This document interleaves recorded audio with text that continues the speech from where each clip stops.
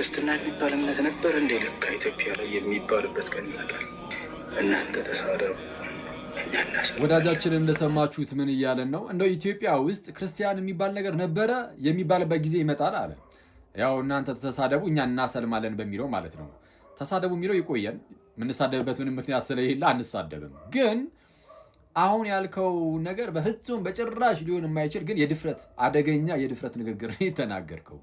አሁን አንተ ያልከውን ራሱን ማድረግ ባይቻልም ግን እንደው የተወሰነ ለመሞከር ልትሞክር ራሱ የምትችለው ከሞከርክም ይሄ ሌሎች ዓለማት ላይ እንደተደረገው ይሄ በጂሃድ ምናምን ካልሆነ በስተቀር ቀጥታ በማስተማር ምናምን ነገር ይህንን ህዝብ እዚህ ሚዲያ ላይ ምን ያደርጋሉ መሰላችሁ? አንዳንድ ሙስሊሞች እንደው ገሌ ሰለመ ሻሃዳ ሳያዝናቸው ምናምን እያሉ እያመጡ ሃይማኖታዊ ፕሮፓጋንዳ ለመስራት የሚሞክሩ አሉ። እሱን አሳያቸዋለሁ። ነገ ወይ ከነገ ወዲያ ቪዲዮ እሰራበታለሁ። ማለት ከክርስትና ወደ እስልምና ሳይሆን እዛው ራሳቸው ሲጀመር ሙስሊም የነበሩ እዛ ራሳቸውን ደግሞ ክርስቲያን አስመሰለው ወደ እስልምና እንዲሄዱ እያስመሰሉ የሚሰሩት ነገር አለ። በጣም በርካታ ከኦርቶዶክስ ወደ እስልምና ሄድን ይሉና እስቲ የክርስትና ስማችሁ ማን ነበረ ሲባሉ አንዱ አሁን ርብቃ አለች ሃይማኖት፣ አንዱ አቤል ምናምን የክርስትና ስም ኢማጂን እና አሳያችኋለሁ እሱን።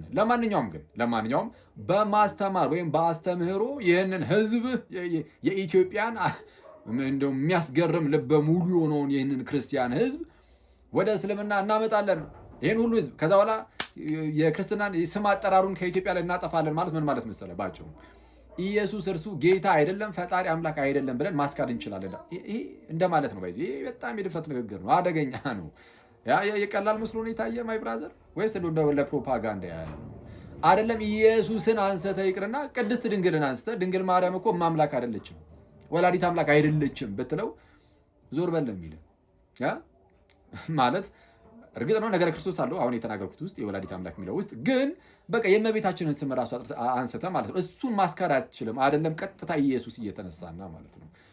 ይህ ብቻ እኮ አይደለም። ጌታችን ኢየሱስ ስለ እኛ የከፈለው ያ ሁሉ መከራ፣ ያ መሰቀሉ፣ ያ ሞቱ ዓለም በታሪክ ደረጃ ሳይቀር እንኳን ያወቀውን ስቅለቱን መጥቼ እንዴት ላስክድ ትላለህ? ማለት እስልምና ኢየሱስ አልተሰቀለም፣ አልሞተም፣ አልተገደለም ስለሚል ማለት ነው። ስለዚህ አልሞተም ብቻ ሳይሆን አልተነሳምም።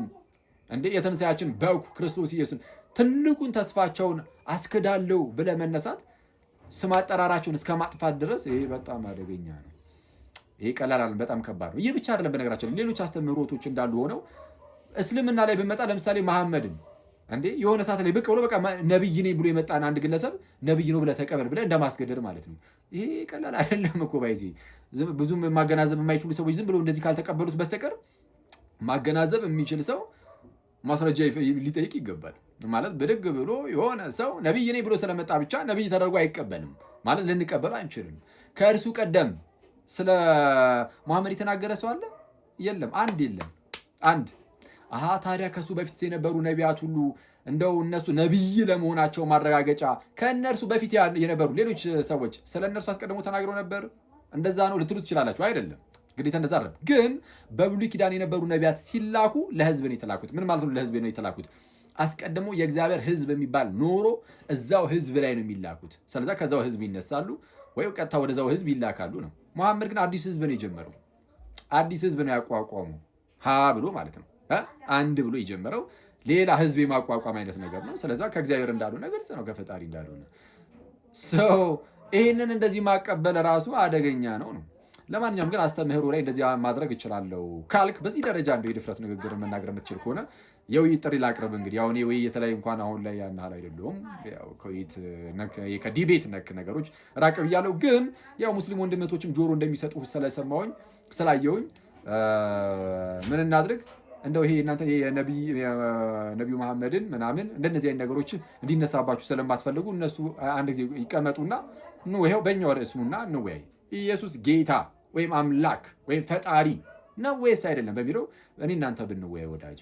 ከዛ ቀጠለን እናደርጋለን ስለ ስቅለቱ፣ ሞቱ፣ ትንሳኤው እያለን ደግሞ የምንሄድ ይሆናል። ጌታ ይፈቅድልን እንዳለ በራሳችን ርዕስ ማለት ነው። እንደዛ እናደርጋለን። የእግዚአብሔር ሰላም ከሁላችን ጋር ይሁን።